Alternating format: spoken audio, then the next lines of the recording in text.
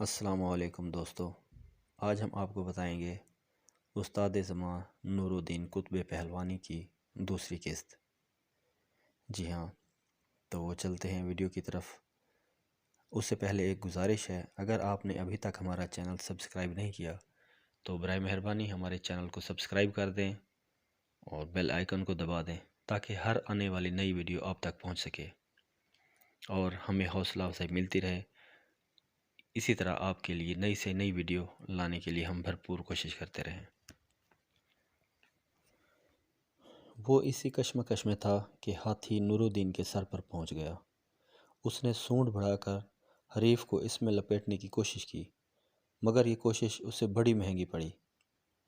ہوا کو چیرتی ہوئی تیز دھار تلوار زن سے گزری، اس میں بجلی کی سی چمک بھی تھی اور قوت بازو کا بے پناہ بہاؤ بھی۔ ہزارہا آنکھیں حیران رہ گئیں کہ موٹی تازی سونڈ ایک ہی وار سے کٹ کر دور جا گری۔ پاگل ہاتھی کا سب سے بڑا ہتھیار نہ صرف کند ہو گیا بلکہ ٹوٹ کر رہ گیا۔ درد کے طوفان نے جب دماغ پر دستک دی تو سارا پاگل پن جھاگ کی طرح بیٹھ گیا۔ بنیادی طور پر وہ ایک پالتو حیوان تھا، وحشت صرف جنوں کی پیداوار تھی۔ ہاتھی نے اپنی چھوٹی چھوٹی حیران آنکھوں سے دو ٹانگی مخلوق کو دیکھا۔ یہ مخلوق تو اس پر ہمیشہ مہربانیاں نچھاور کرتی آئی تھی۔ وہ وحشت سے تائب ہو کر درد کے طوفان کا مقابلہ کرتا ہوا پیچھے ہٹنے لگا۔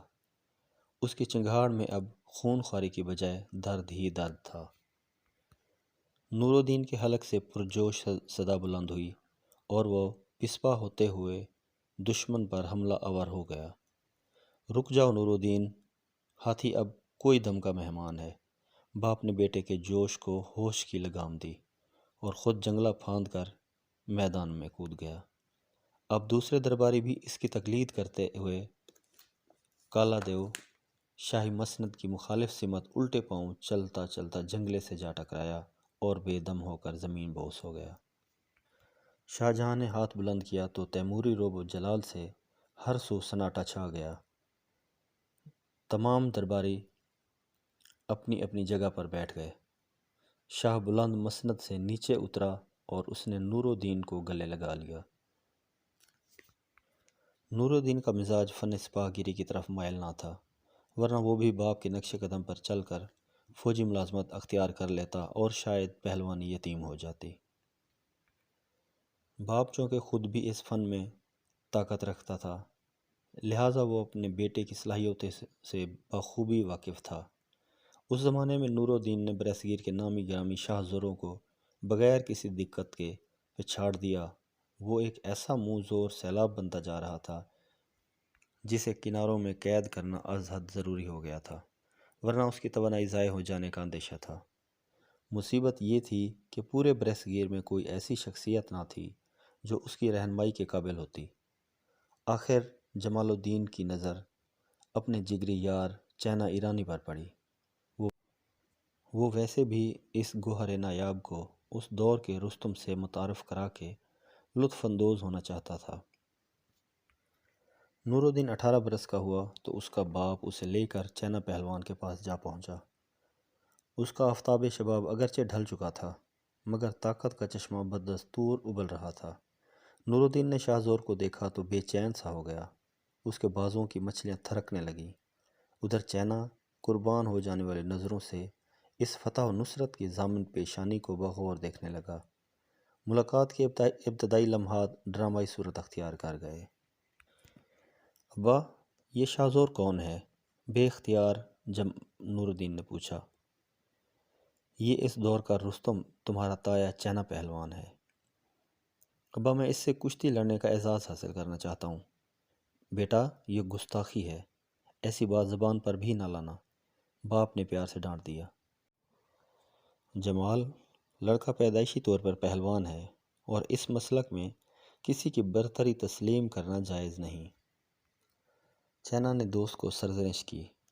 پھر میرے پاس جو کچھ ہے وہ بھی تو اسی کی امانت ہے، مگر باپ بیٹے کا مقابلہ ہر لحاظ سے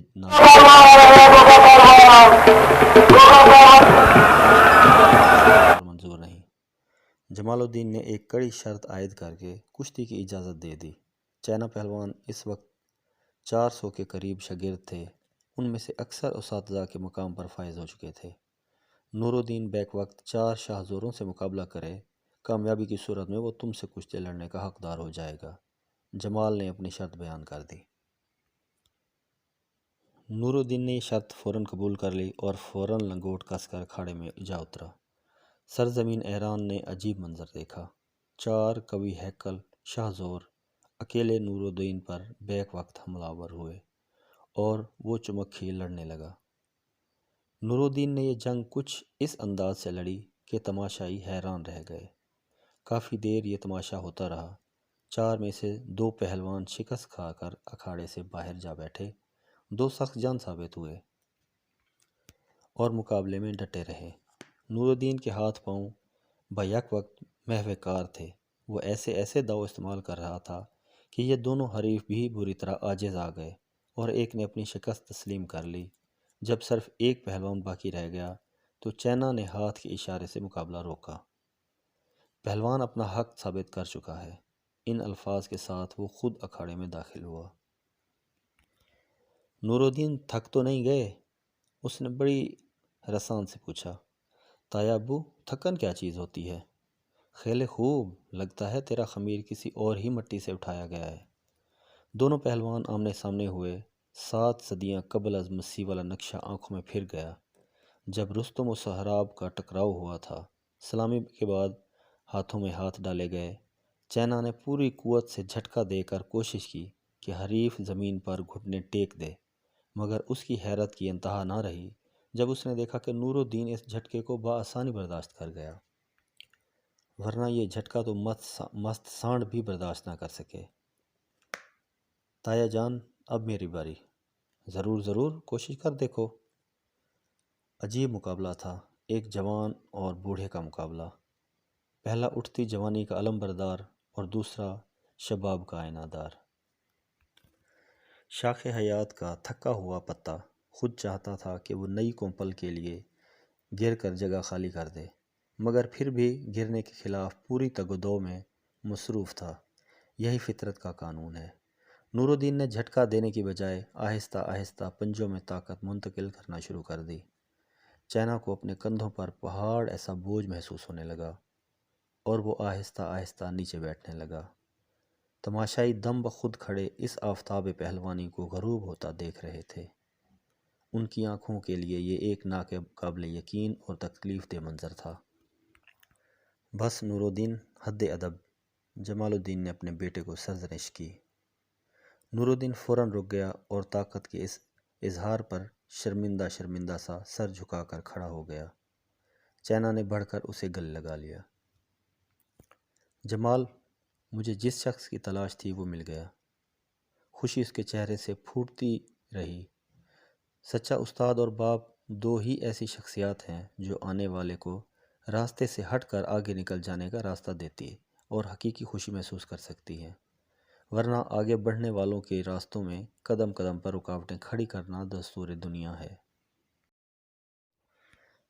چینا، مجھے خوشی ہے کہ نور الدین تیرے معیار پر پورا اترا۔ پھر جمال نے ایک عجیب و غریب اعلان کیا۔ آج سے یہ تیرا بیٹا اور تو اس کا باپ۔ اس کو اپنی شاگردی میں قبول کر اور اس کی ساری خامیاں دور کر کے اپنے جیسا نامور پہلوان بنا دے۔ یہ تو میرے لیے اعزاز والی بات ہوگی۔ میں اس ہیرے کو ضرور تراشوں گا۔ چینا نے دوست کی خواہش کو صدقے دل سے قبول کیا۔ نور الدین نے چینا کا سارا فن گویا دنوں میں اپنے اندر جذب کر لیا۔ یہ وہ زمانہ تھا جب ایران میں صفوی شہنشاہوں کی شان و شوکت روبہ زوال ہو چکی تھی، مگر ان کے شاندار عہد حکومت کی باقیات ابھی تک موجود تھیں۔ شاہ عباس صفوی کا شاندار دور حکومت 1586 سے 1628 تک رہا، جو اتفاق سے شاہ جہان کا سن تخت نشینی بھی ہے۔ چینا پہلوان نے اسی کے دور میں سہرابی دف والوں کے چھکے چھڑا دیے تھے۔ تاریخ ہند میں شاہ عباس کے دور حکومت کی مثال اورنگزیب کے عہد سے دی جا سکتی ہے۔ ایران میں سہرابی دف والے اپنا تعلق سہراب سے جوڑتے تھے۔ یہ گروہ سہراب کی نسل سے تھا یا نہیں، یہ ایک غیر متعلقہ بات ہے، اصل بات یہ ہے کہ یہ شاہ زور اپنے آپ کو فن پہلوانی کے وارث قرار دیتے تھے۔ پہلوانی کے سارے قوانین انہی کے وضع کردہ تھے، اور فتح اور نصرت کا سب سے بڑا اعزاز درفش کاویانی ان کے پاس ہی تھا۔ درفش کاویانی ایک جھنڈا تھا جو فارس والوں نے شاہی حکم کے طور پر اپنایا تھا۔ اس کا وجود 6 ہجری تک رہا، مگر سہرابی دف والوں نے اسی کی نقل شاہ زوری کی علامت کے طور پر اپنا رکھی تھی۔ صلاح عام تھی کہ اس گروہ کو شکست دے کر کوئی گروہ یا فرد درفش کاویانی جیت سکتا تھا۔ چائنا یہ کوشش کر چکا تھا، اس نے حریفوں کو قدم قدم پر شکست دے کر اپنا حق ثابت کر دیا تھا، مگر سہرابی دف والے دھونس دھاندلی سے کام لے کر درفش کاویانی پر قابض رہے۔ چائنا کی واحد اولاد اس کی حسین و جمیل دختر خانم فریال تھی، جس کو فن پہلوانی سے زیادہ شعر و ادب سے لگاؤ تھا۔ اس کے علاوہ اس کی کوئی اولاد نہیں تھی۔ چائنا کی یہ حالت کہ نور الدین جیسا باصلاحیت میسر آتے ہی درفش کاویانی جیتنے والی اس کی دیرینہ خواہش کروٹیں لے کر بیدار ہو گئی۔ اسی لیے اس نے اپنے جگری یار سے کہا تھا، جمال مجھے جس کی تلاش تھی وہ مل گیا۔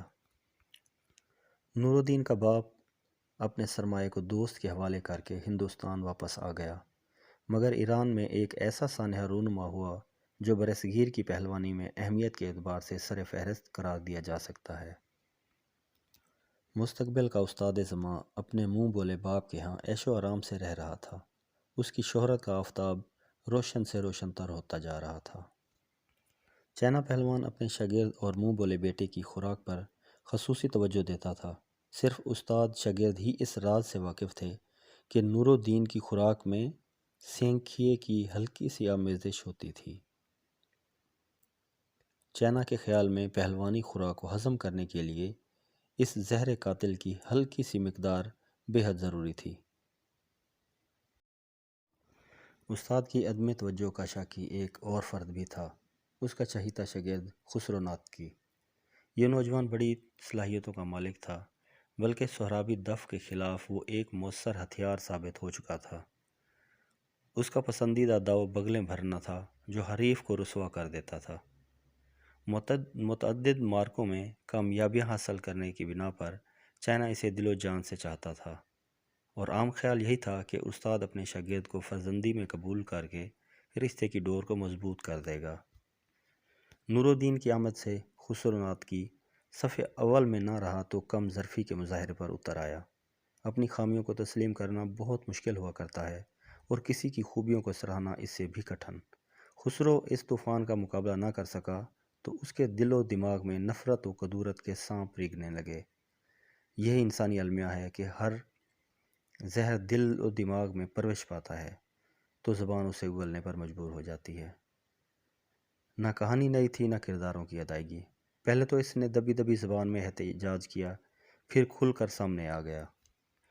چائنا کو یہ صورتحال ہرگز پسند نہ تھی۔ اس رات وہ حد سے زیادہ مضطرب گھر لوٹا۔ رات کا کھانا وہ نور الدین اور فریال کے ساتھ کھایا کرتا تھا۔ یہ بیگم چائنا کا حکم تھا۔ ابو کیا بات ہے، آج آپ چپ چپ ہیں؟ فریال نے باپ سے پوچھا۔ کوئی خاص بات نہیں، عام ہی کی وضاحت کر دیں، فریال نے مسکرا کر پوچھا۔ چائنا جانتا تھا کہ بیٹی کو ٹالنا ممکن نہیں، لہٰذا اس نے اپنی تشویر کا اظہار کر دیا۔ میں نے اسے بڑی محنت سے تیار کیا تھا، مگر وہ کم ظرف بے ادبی پر اتر آیا ہے۔ کون کم ظرف؟ مجھے تو آپ کے سارے شاگرد ظرف سے عاری دکھائی دیتے ہیں۔ فریال نے نور الدین پر چوٹ کی، مگر وہ مسکرا کر خاموش رہا۔ میں خسرو ناطقی کی بات کر رہا ہوں، شاید وہ ہم سے قطع تعلق کر کے سہرابی دف میں چلا جائے تو اس سے آپ کی صحت پر کیا فرق پڑے گا؟